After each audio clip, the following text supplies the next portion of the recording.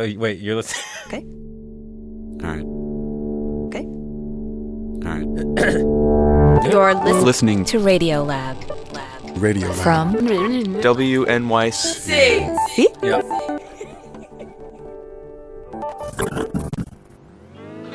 On this instructional tape, you'll find important and valuable information about your voice and individual singing style. We've prepared this instructional tape so that you will be able to edit yourself. And therefore, sing with a more authentic voice.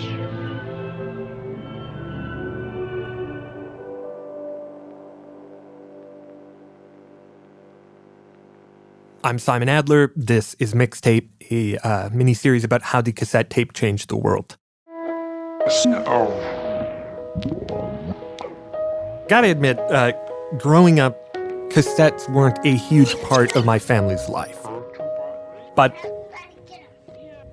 my family did have a giant VHS camcorder. Massive. My mom carried it around everywhere.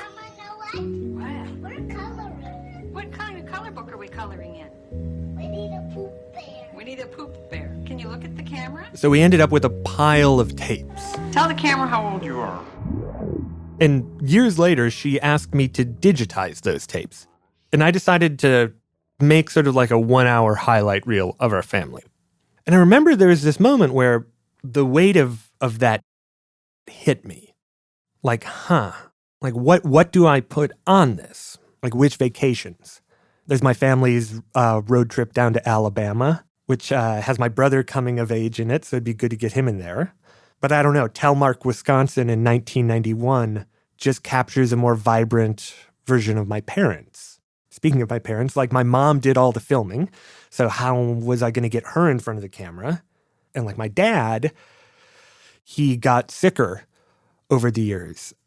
Do I show his body changing or just kind of skip over that? These aren't earth-shattering questions. Very ordinary, actually. But it just made me think a lot about, like, what version of the past is true? Because I knew that no one was going to go back and watch the original raw tapes. So any choice that I made on the highlight reel, that was just going to become the de facto version of my family's history. Which gave me pause. Okay, so why am I telling you this? Well, it turns out that this trap I'd found myself in, that we're all living in all the time, I would argue, it was created unintentionally by one man. A man who, oddly enough, you can hear singing in the background of many of my family movies. Excuse me, Tim. No, honey, don't. Hi, Seymour. That song in the background. That guy right there. Jingle bells, jingle all the way. Mr. Bing Crosby. Oh, bring us some figgy pudding. Oh, bring us some figgy pudding. Oh, The bring voice us of some Christmas. figgy pudding and bring it out here. Now, I like Bing Crosby, but whether you do or don't, we are all living in his world. The world he created with a magical device and America's worst enemy. But just for context, in case you don't know who Bing Crosby is, I mean, it's very hard to think of a bigger star. Collegiate. Yes. this is historian Mark Clark. Think Michael Jackson plus George Clooney. If you've never heard of Bing Crosby, you've probably had your head in a barrel for the last 25 years. Imagine one guy being the best-selling recording artist, Till the enchantment of Paris. the #1 movie star, Bing Crosby premieres Here Comes the Groom. Starring in a picture with thank you. and the highest-rated show on radio. And this is archivist Robert Bader. There is nobody who could compare today. I mean, according to one source, in 1948, if you turned on the radio, there was a 50% chance you'd hear Bing. It's amazing. Half the songs on the radio were him. So, who is the king of all media? It's Bing Crosby. So that's the backdrop. Our specific story begins with his weekly radio show. The Kraft Music Hall with Bing Crosby, John Scott Trotter and his orchestra, Marilyn Maxwell, the music maids. The Kraft Music Hall. And here's Bing Crosby. Imagine you imagining that you love me and starting on a family tree. Okay, and Kraft Music Show, is that the same Kraft as Kraft Macaroni and Cheese? That's right. Kraft sponsored the whole thing. And so this is a live show. All through the day. He sings, he interacts with people. You know, when we stop to think that in every corner of the globe, whether you... Goodbye. They would do comedy skits. Goodbye. Goodbye. No, I'm not leaving. I'm just saying goodbye to a relative. Goodbye. Hey, wait, do you have to holler like that? Oh, yeah, he's a distant relative. Oh. Goodbye. Long story short, this was a massively popular show. 50 million people a week were tuning into the Kraft Music Hall. 50 million people in the 30s and 40s is a stunning percentage of the population. More than a third of America. It's just a crazy number to think about. But here was the big problem. While the audience was happy, and NBC, who was broadcasting the show, was definitely happy, Bing was not. His whole life was just wrapped around always working. He had to perform 2 live radio shows a week, act in all these movies. And on top of that, he's also got other stuff going on. Like a family. Hang on. Check if you want to switch to a different microphone. I do.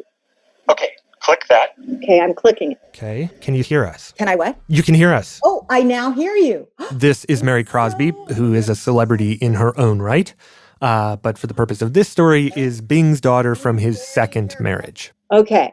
How old was your dad when you were born? I think he was like 54. Long after the Kraft Music Hall. Yeah, and he was semi-retired when we came along. So I was fortunate enough to actually have him be just dad.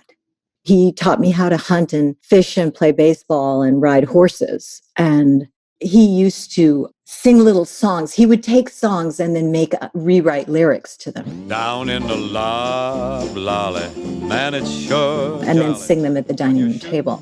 Like this never-before-released parody about a bird hunt he went on. Pardon, Bubba, beg your pardon, 'cause we didn't get our limit, but who gives a damn with Hazel? So we were a very connected family. It wasn't big Hollywood parties and none of that. When those pointers get the scent, then you're in the main event, shooting quail in Sedgefields, Alabama. Yes, man. But back when he was doing the Kraft show... What I know about his first family is that they had a very different life because he was working nonstop. So he wanted to scale that back, and he wanted to try and be better for his kids, for his personal life. And so he decided the simplest and easiest way to do that was to pre-record the Kraft radio show. That way he'd only have to perform it once, not twice, once for each coast. And because it wouldn't be live, the pressure would be way down. Yeah, something like that. Got it. Okay, well, and like Bing walks into, I don't know, the corner office in LA where the head of NBC Studios is and says, dude, I need to be able to record this. What does the NBC exec say back to him? Well, if you want to know the truth, and it's much less dramatic, Bing didn't go have that conversation. He sent his lawyer. Fair enough. What did they say back to the suit representing Bing? They all look at him like he's crazy. You can't not go on the radio live. You're Bing Crosby. You have to be there live. At this point, pretty much all radio was live. Almost nobody pre-taped. Or should I say, pre-recorded to vinyl or shellac records. Remember, this is back in the days of 78 RPM. Now, what do we give the folks first? And so the sound quality was not as good as a live performance. Oh, listen to the tale of the stalwart male who lost his well-known nanny. I mean, here's a recording on a 16-inch transcription disc, the type they would have been using at the time. Much but his style was such that his handicap stayed at 30. You would hear clicks and pops. And now here. The Seine, when she starts on her travels, lazily flows from her soul. Is what Bing would have sounded like live. Slowly her length she unravels. I mean, it's just better. It sounds like Bing is right in front of you. Deep in the country she'll tarry, not knowing which way to go. Whispering sweet nothings into your ear. Till the enchantment of Paris. And so NBC was freaked out. There was this fear that if they record these shows, nobody would listen. And so the network simply said, NBC simply says, no, we're not going to do that. So Kraft said no. And Dad was totally frustrated. And so he walked out of the NBC show over the recording dispute. Took his talent and relocated to this small, scrappy media startup. ABC. ABC was perfectly happy to have Bing Crosby pre-recorded. They were just perfectly happy to get any stars on that network at that time. Well, Bing, here we are on a brand new program with Philco. What kind of show are we going to have? Well, I figure on something effervescent, charming, gay, carefree, bright, sparkling, scintillating, ebullient. It was the exact same show. No dull spots, huh? Well, there may be a lull tonight. Bob Hope's coming over a little later. Only difference was it was pre-recorded. But when it aired, the ratings are considerably less. And they go down during the season. And interviewing people, the sort of Nielsen ratings at the time, said, you know, the sound Your guest next week. Next week, Peggy Robert Taylor pays just doesn't. He just doesn't sound as good. Hey, I may come back myself. You're always welcome, Peg. Good night, folks. he sounded far away. This was a problem. After you've gone, and left me crying. And this could have been the beginning of the end. After you've gone, there's no denying. But then, Bing gets a lucky break, courtesy of America's greatest enemy. And one of the world's greatest audio engineers. Working late at night, and we used to listen to the radio. This is BBC One. BBC. The next program now on BBC Two is The Virginian. Was my favorite program. This is Jack Mullen. He was an audio engineer, and this is him speaking to a room full of audio engineers back in the 1980s. I was still active in the Signal Corps, and in 1943, as he explained to the room, an FM communications set. During World War II, he was stationed in the UK working for the Signal Corps. Well, we found that the receivers were interfered with very greatly by radar. Doing some kind of technical work involving radio transmissions. And one day he's soldering some cables or something, and he's listening to the radio. I always liked classical music. And that went off earlier than the others, actually. The thing is that... the time now, midnight. The BBC went off the air. We'll be with you again in the morning. At midnight. And he and his colleagues, they wanted to continue to listen, and so what he would do is he would tune through the dial. You fish around, and we generally landed on Germany because they were putting out good, strong signal and... lots of classical music. Big orchestras playing, and the music would go on all night long. And he says he was always amazed at just how clear the sound was. These programs from Germany sounded amazing. They sounded live. You wondered if they weren't just using live orchestras, and Hitler said, okay, you will play all night, you know. So that was the way it was. But we found out later, of course, what it was. Fast forward 2 years, the Allies are slowly marching across Europe. and Jack is there with them. Whenever they took a new town, he'd swoop in and collect whatever machinery or devices that the Nazis had left behind. Our function was to study this stuff and to write reports on it. And one day just outside of Frankfurt, Jack bumps into this British officer who's all excited about this tape recorder he's just seen. This man had been down to the Radio Frankfurt operation, and he said he had seen this machine down there that used this tape, and it sounded great. Well, I thought he must have had a tin ear.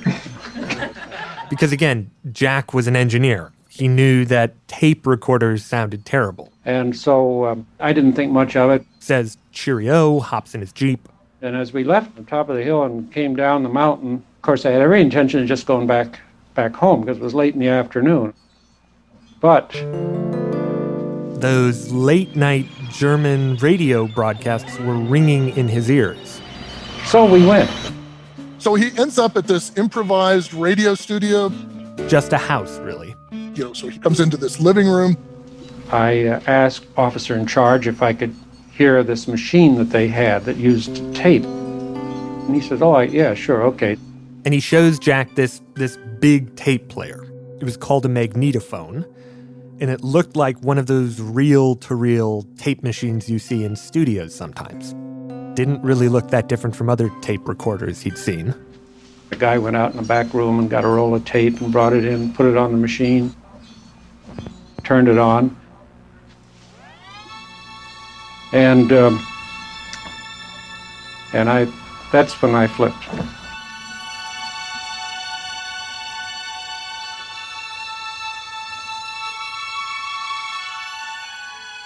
Never, ever had I heard anything like that.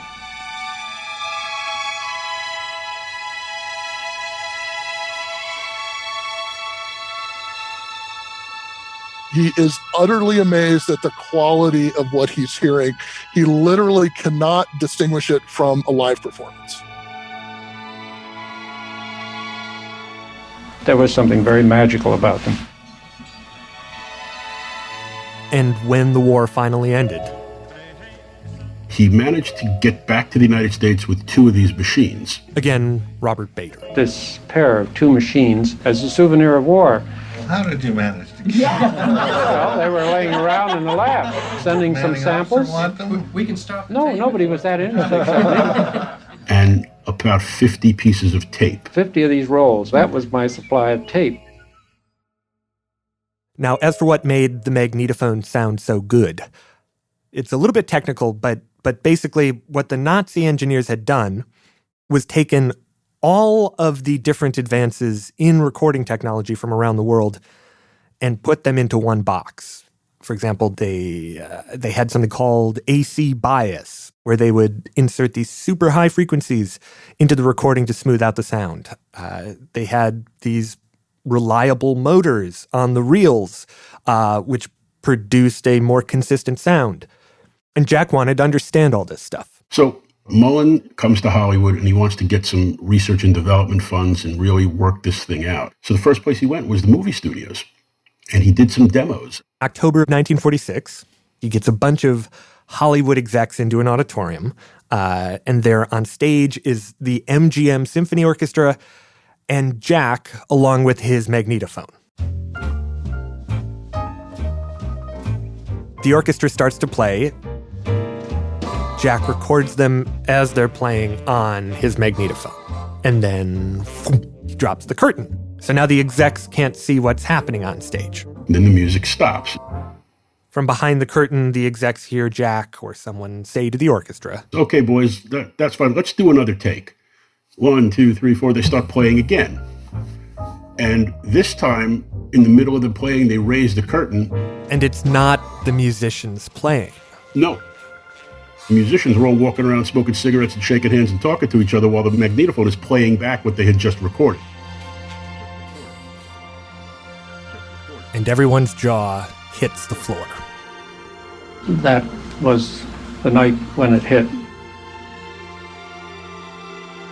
Bing's radio producer witnessed that demo and said, "I got to bring you to meet my boss because he's going to want to be in on this." And That is how Jack Mohan met Bing Crosby. Dad was given a demonstration, and he immediately saw the huge potential of these new machines. Bing famously said, "What do you need to make this thing work?" Jack says, $50,000. And, I'm doing the movie version of this, and Bing turns to some guy and says, "Hey, write him a check," But basically that's what happened.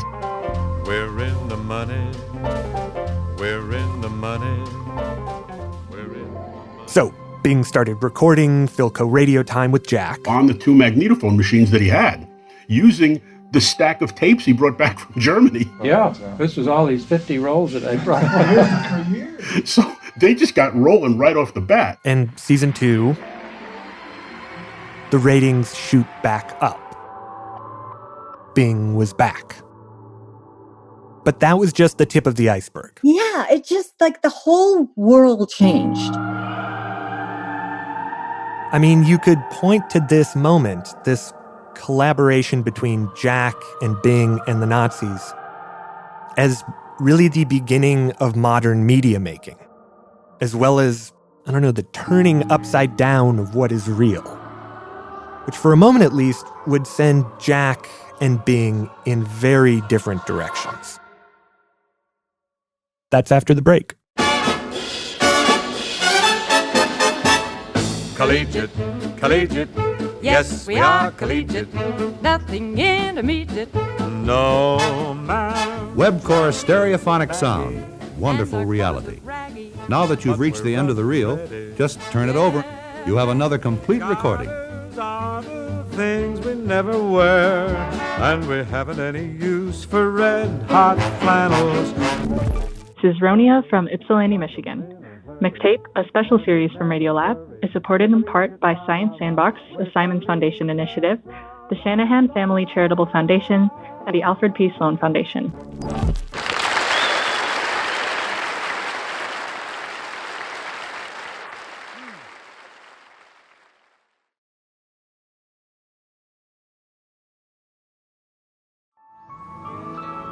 Hello. Before we continue, let's just consider home movies editing.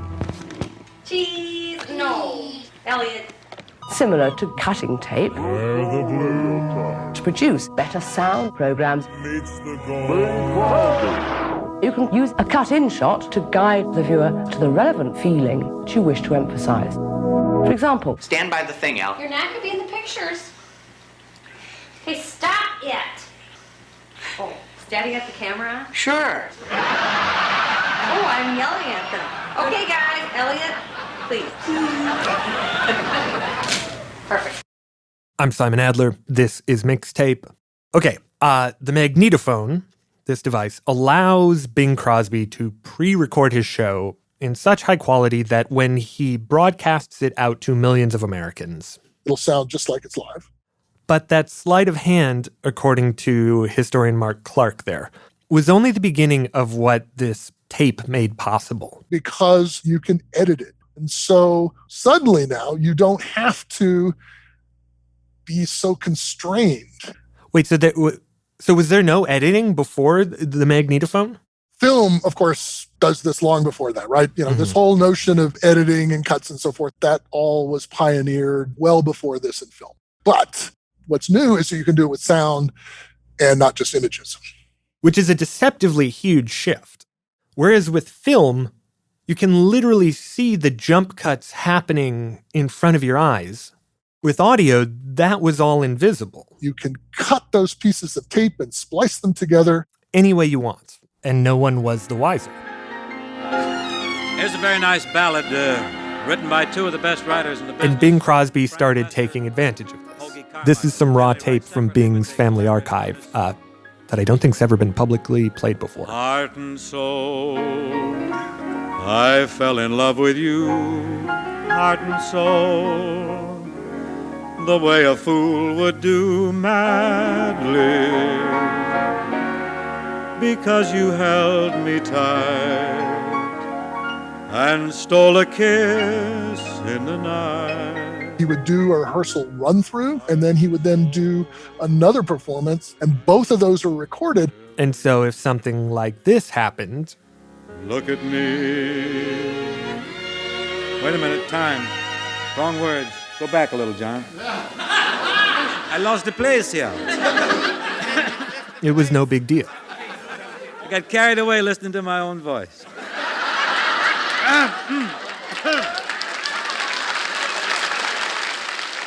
They'd just grab the take of this song from the rehearsal and splice it onto that authentic feeling introduction from the version we just heard. They were able to combine that. And so you could make the best possible show out of two different shows. What's the schedule now? But ultimately, Bing wanted even more flexibility. And so, before long... They hardly ever did it in front of a live audience. I mean, listening to it, you'd swear there's an audience there. But believe me, it's a fake live show. They were just really, really good at making them. Almost always the audience was spliced in later, which made for some awkward moments. Oh, thanks for the memory. Like in this New York show broadcast in June of 1948. Well, good evening, Bing. Good evening, Fred. Where Bing has a comedian on, Fred Allen. Say, that applause had a lot of life to it. Did you sense it as I walked on? The electric quality. Did you have it transcribed out in sunny California for release here in the gloom of West 48th Street? I mean, Fred Allen is trying to make a joke about how there isn't actually an audience there, and Bing sort of bats it down. No, Fred, that applause came from those lovely people sitting out there in the audience. Really? I mean, there was no audience. And yet, you hear an audience that isn't there laughing at a joke about an audience that isn't there. I mean, to be fair, while they were recording, there might have been a few people standing around, so maybe there was a tiny audience. But that's kind of the point. That then, as well as now, some 70 years later, there's no way to know what was actually happening. That's right. They could create essentially a lie. All those things I've never... what the hell are you playing? That ain't the melody. All those things you've always pined for, gee, all those things you've always pined for, gee, I'd like to see you looking swell, baby. I think he didn't see a conflict between live and on tape in terms of authenticity. Again, Mary Crosby. In terms of him making jokes, he only saw the freedom and the reach and the possibilities. Except for the last note, isn't it? Now, I can't really hold this against Bing. Here at Radiolab, we do stuff like this all the time. But Jack Mullen, in at least one moment, felt differently. Good morning, this is Eve. Hi, Eve. Simon here from Radiolab. Hey, Simon, how are you? I'm okay. How are you doing? I'm doing fine, thanks. So this is Eve Mullen Collier, and you are, among many things, the daughter of... Yeah, of Jack Mullen, yeah. I'm sitting in one of his chairs, and I just said a little Hail Mary to calm me, which is something he would have done. According to Eve, a huge appeal of the magnetophone to Jack wasn't just the flexibility, but how it could capture the sounds of real life. She says her dad was always really obsessed with recording things. You know, as a elementary school kid, he made his own records. You could buy blanks, apparently, at the store and record your own discs. And he was super interested in photography. He started producing documentaries on film. Like this travelogue from 1928. We're touring one of California's lesser-traveled routes through the Sierra. Crossing the San Joaquin Valley. Accompanied by records for sound, which included himself narrating. One of the most impressive sights is Cathedral Peak, towering above Lake Denea. This is some super early documentary footage. You see the Bay Bridge being built. Although a relatively difficult course, altitude is gained quite rapidly on this route. Yellowstone when it only had a dirt road. And talking with Eve and watching some of these clips, the sense I came away with is that he was trying to capture something real and true. Like what it was actually like to walk through a bombed-out city or stand on the bank of a mountain lake. Gray granite, blue sky, green trees, emerald water.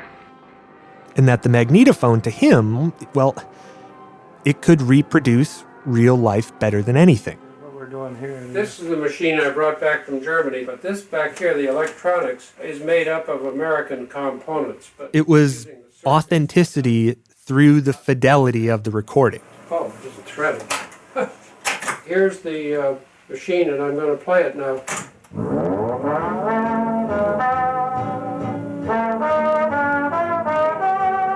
They were, in fact, the only sound recorders in the whole United States that performed with such fidelity. There wasn't anything that sounded as good as my two little German machines. And according to Eve, he loved that machine. It was on, multiple times a week. He was playing something on that particular machine. And at a certain point, working with Bing Crosby, he became uncomfortable with how his machines were being used. I remember him telling me about when this was all really new. Mm-hmm. There was a comedian that came on the show and told a joke, and the crowd just cracked up. They just laughed their heads off. But they couldn't play that joke on the air. The joke was a little too blue. But the producer came in and said, I want that laugh. Now save that laugh. That was a great, uproarious laugh. Pretty soon, the producer was asking Jack to keep a whole library of laughs. Like 12 laughs, 1 through 12. That they could use whenever they wanted. They would think, oh, well, that's good for a laugh number 3. And this all came to a head in 1947. I sort of hesitate to mention this one, but one day... She says Jack was there recording the show. A comedian comes in and tells a joke that's just not funny. And the producer came in and said, hey, I want you to use laugh number 3 after this joke. And it didn't warrant... He thought the joke didn't warrant that boisterous of a laugh. He thought that was wrong. That was the wrong thing. She says she's not exactly sure why that particular moment stopped him in his tracks. But maybe it was a question of degrees. I mean, it's one thing to take a chuckle and turn it into a belly laugh, but to completely invent a laugh when there was no laugh before. It was leading the audience, and it wasn't honest. He was big on, he has high regard for purity and authenticity in sound, of course, but in joy. She says, as an example, there's John and Eve having fun, at least, with a little sled. He wouldn't touch the family movies that he'd shot of her and her siblings. And there's Eve making angels. Those were off limits. There you go. Yeah, those were all just raw. All the home movies were just raw things. John had never been on skates before. Old-time Swedish lady. There's always some project on. Yep. It's interesting to me that the family footage that your dad took, he never edited. I don't know. I think it was important to him. He did, once a month or so, he'd pull them out and we'd watch, like when we were babies. The happy mama. And he'd tell stories. That's how he grew up. Everybody sat on the front porch telling stories. Here we are. That still is kind of what spoke to his heart. So it was a good day's fun.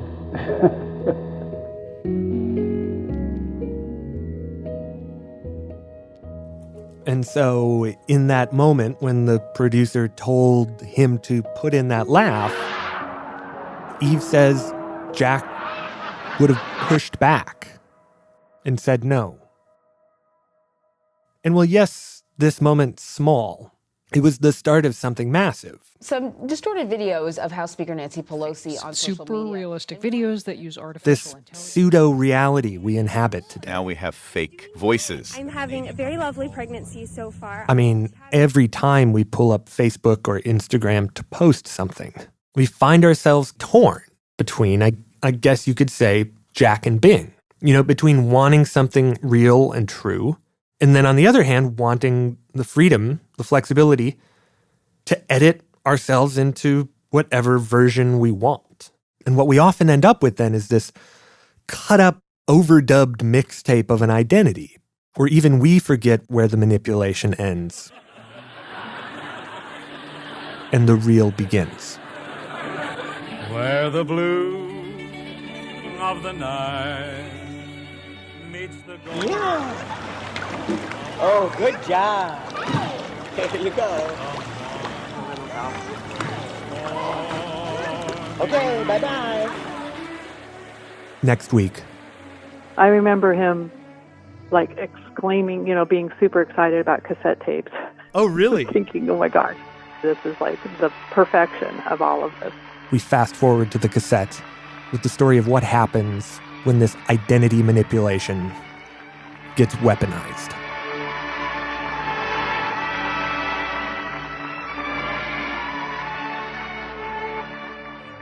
Mixtape is reported, produced, scored, and sound designed by me, Simon Adler, with original music throughout by me.